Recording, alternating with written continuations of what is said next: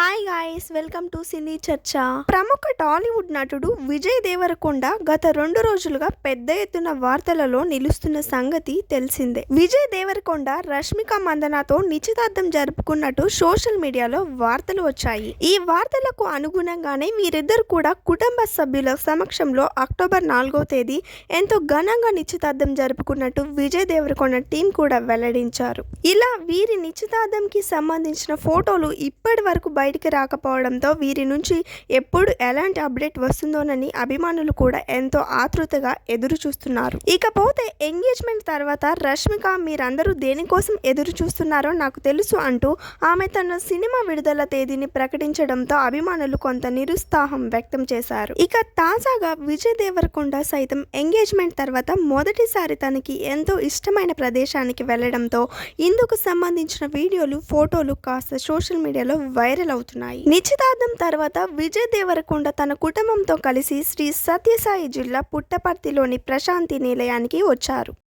ఇలా ఈయన తన కుటుంబ సభ్యులతో కలిసి ప్రశాంతి నిలయానికి రావడంతో సత్యసాయి ట్రస్ట్ సభ్యులు విజయ్ దేవరకొండకు ఘన స్వాగతం పలకడమే కాకుండా నిశ్చితార్థం జరిగినందుకు శుభాకాంక్షలు కూడా తెలిపారు. ఇక నేడు సాయంత్రం విజయ్ దేవరకొండ సత్యసాయి మహాసమాధిని దర్శించుకున్నారు. ఇక నిశ్చితార్థం తర్వాత ఈయన మొదటిసారిగా రావడంతో ఈయన రాక ప్రాధాన్యతను సంతరించుకుంది. ఇక సాయంత్రం సత్యసాయి మహాసమాధి దర్శనం అనంతరం తిరిగి విజయ్ దేవరకొండ హైదరాబాద్ బయలుదేరినట్టు సమాచారం.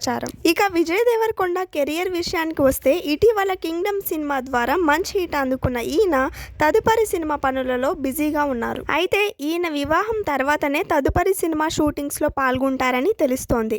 అక్టోబర్ 4వ తేదీ నిశ్చితార్థం జరుపుకున్న ఈ జంట 2026 ఫిబ్రవరిలో పెళ్లి చేసుకోబోతున్నట్టు తెలుస్తోంది. అయితే ఇప్పటి వరకు వీరి పెళ్లికి సంబంధించిన ఏ వివరాలను ఎక్కడా వెల్లడించలేదు. అయితే ఈ జంట మాత్రం డెస్టినేషన్ వెడ్డింగ్ ప్లాన్ చేస్తున్నట్టు సమాచారం.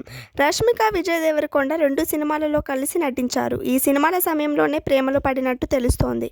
గత కొంతకాలంగా రిలేషన్లో ఉన్న ఈ జంట త్వరలోనే పెళ్లి బంధంతో ఒకటి కానున్నారు.